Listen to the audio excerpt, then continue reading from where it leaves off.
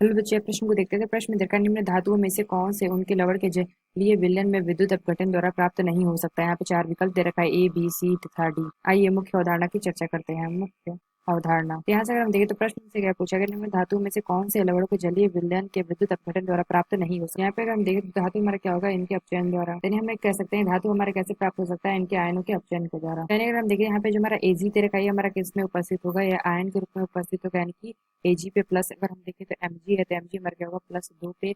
और यहाँ से अगर हम देखें एल्यूमिनियम हमारा है, तो एल्यूमिनियम हमारा क्या होगा आयन में उपस्थित होगा। और यहाँ से अगर हम देखें कॉपर हमारा क्या हो जाएगा Cu+2 में, और क्रोमियम हमारा हो जाएगा तो Cr पे +3। ये जो हमारे आयन उपस्थित है, ये हमारे किस में उपस्थित है, जलीय विलयन। अर्थात कैथोड पे हमारा क्या होगा, इस पे हमारा क्या होता है, किसी धातु का यहाँ पे अपचयन होगा। यानी अगर हम देखें तो यहाँ पे Ml ले लेते हैं कोई, एम पे हमारा +n हो, यहाँ से हमारा n इलेक्ट्रॉन हम ले रहे हो, और यहाँ से हमारा क्या एम प्राप्त हो रहा हो, इसका अपचयन हो रहा हो। यहाँ पे हमारा क्या हो रहा हो, जल का, यानी कि H2O प्लस 2 इलेक्ट्रॉन, और यहाँ पे हमारा क्या बन रहा है H2 और प्लस हमारा 2H- आयन बनेंगे। यहाँ से अगर हम देखें तो जल का अपचयन विभव और यहाँ पे जो धातु का अपचयन विभव, कौन सी हमारी अभिक्रिया कैथोड पे होती है। यहाँ से हम कह सकते हैं जिसका मानक चयन विभव अधिक होगा वो हमारा क्या होगा, उनका अपचयन कैथोड पे पहले होगा। यानी हम कह सकते हैं जिस धातु का अपचयन विभव जल के अपचयन विभव से जल का अपचयन विभव कम हो, उसका हम क्या कर सकते हैं, कैथोड पे प्राप्त नहीं कर। इससे पहले हमारा क्या होगा, जल का अपचयन हो जाएगा। यानी अगर हम देखें यहाँ से अगर हम वैद्युत रसायन श्रेणी में इनका क्रम लिखे, जो हमें यहाँ पे धातु दे रखी है, यानी अगर हम देखें अपचयन विभव का जो हमारा क्रम होता है अपचयन, यहाँ से हम देखें सबसे कम हमारा क्या होता है, मैग्नीशियम का होता है। फिर अगर हम देखें तो एल्यूमिनियम का होता है। और फिर अगर हम देखें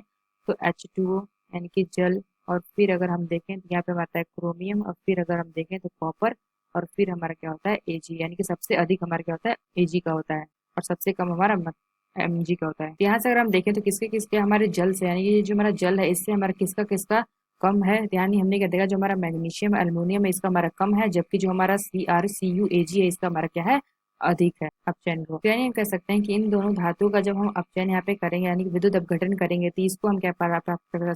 यहाँ सर हम देखें तो इन दोनों आयनों का अगर हम देखें तो जब विद्युत अपघटन करेंगे तो इसको हम कैथोड पर प्राप्त नहीं कर सकते हैं, कैथोड पर अपचयन द्वारा प्राप्त नहीं कर सकते हैं, कैथोड पर प्राप्त नहीं किया जा सकता। और यहाँ से अगर हम देखें तो क्रोमियम और कॉपर और एजी को हम प्राप्त कर सकते हैं। यानी हम कह सकते हैं एमजी और एल को हम नहीं प्राप्त कर सकते। अगर हम विकल्प देखें तो प्रश्न में क्या रखा था, विद्युत अपघटन द्वारा प्राप्त नहीं हो सकता है। तो यानी हम कह सकते हैं कि जो हमारा एमजी है तथा एल है, ये हमारे क्या इसको हम प्राप्त नहीं कर सकते। यानी कि जो हमारा सी विकल्प है, विकल्प हमारा सही होगा। तो ऐसा करते हैं आपको समझ में आया होगा। धन्यवाद।